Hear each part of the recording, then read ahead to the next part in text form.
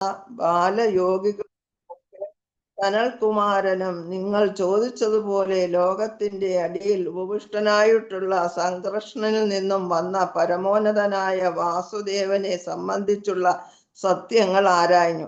ഭാവാർത്ഥം ശ്രീശീല പ്രഭുവാദിക്ക് ഭഗവാൻ നേരിട്ട് പറഞ്ഞതാണ് ഭാഗവതമെന്ന പ്രസ്താവനയ്ക്കുള്ള വിശദീകരണമാണിത്.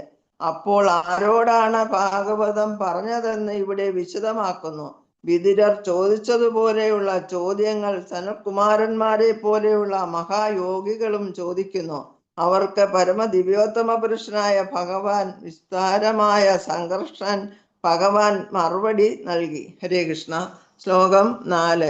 സ്വമേവദിഷ്ട്യം ബഹുമാനയന്തം യത് വാസുദേവാവി അഭിതം ആത്മമന്തി പ്രത്യഗ്ധൃതാക്ഷാംബുജകോശമീശം ഉന്മീലയന്തം വിഭൂതോദയായ. സ്വമേവദിഷ്ട്യം ബഹുമാനയന്തം യത് വാസുദേവാസ്ത അഭിതം മമാത്മന്തി പ്രത്യഗ്ധൃതാക്ഷാംബുജകോശമീശം ഉന്മീലയന്തം വിഭൂതോദയായ. ഹരേ കൃഷ്ണ.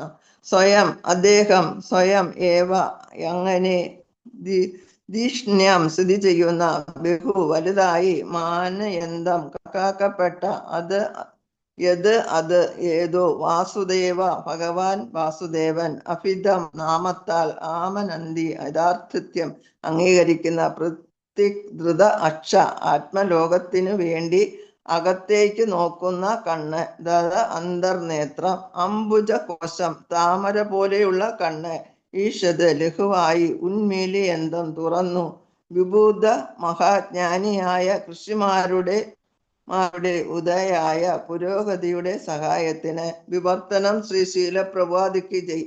ആ സമയത്ത് സംകൃഷ്ണ ഭഗവാൻ ജ്ഞാനികൾ വാസുദേവനായി കണക്കാക്കുന്ന പരമോന്നതനായ ഭഗവാനുമേൽ ധാന്യത്തിലായിരുന്ന ഏതെങ്കിലും മുനിമാരുടെ സഹായാർത്ഥം അദ്ദേഹം തൻ്റെ കമലനയനം ചെറുതായി തുറന്ന് പറഞ്ഞു തുടങ്ങി. ഹരേ കൃഷ്ണ.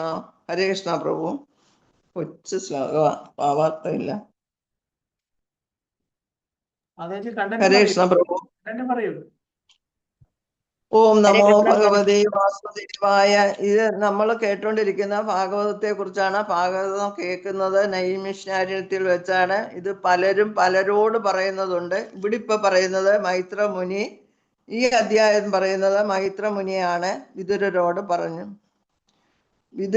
പറഞ്ഞു പുര രാജാകുലത്തിന്റെ മുഴുവൻ പിൻഗാമികളും പരമദിവ്യോത്തമ പുരുഷന്റെ ഭക്തരാണ്. അതിനാൽ അവർക്ക് പരിശുദ്ധ ഭക്തന്മാരെ സേവിക്കാൻ അർഹതയുണ്ട്.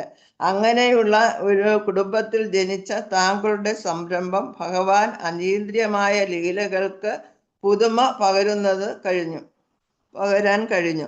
വളരെ ചെറിയ സന്തോഷത്തിന് വേണ്ടി ഭൗതിക ദുഃഖങ്ങളുടെ കുരുക്കിൽപ്പെട്ട് ഉഴലുന്ന അവരുടെ രക്ഷയ്ക്കായി ദിവ്യോത്തമ പുരുഷനായ ഭഗവാൻ നേരിട്ട് ചെയ്തതാണ് ഭാഗവതം. ഈ പുരാണം ഞാൻ പറഞ്ഞു തരാം. ഭഗവാന്റെ ആദ്യ വിസ്തരമായ സംകൃഷ്ണ ഭഗവാൻ ജ്ഞാനത്തിൽ ആയിരുന്നു. വാസുദേവനായി കണക്കാക്കുന്ന പരമോന്നതനായ ഭഗവാനുമേൽ ധാന്യത്തിലിരുന്ന ഏതെങ്കിലും മുനിമാരുടെ സഹായാർത്ഥം അദ്ദേഹം തൻ്റെ നയനം ചെറുതായി ഒന്ന് തുറന്ന് പറഞ്ഞു തുടങ്ങി.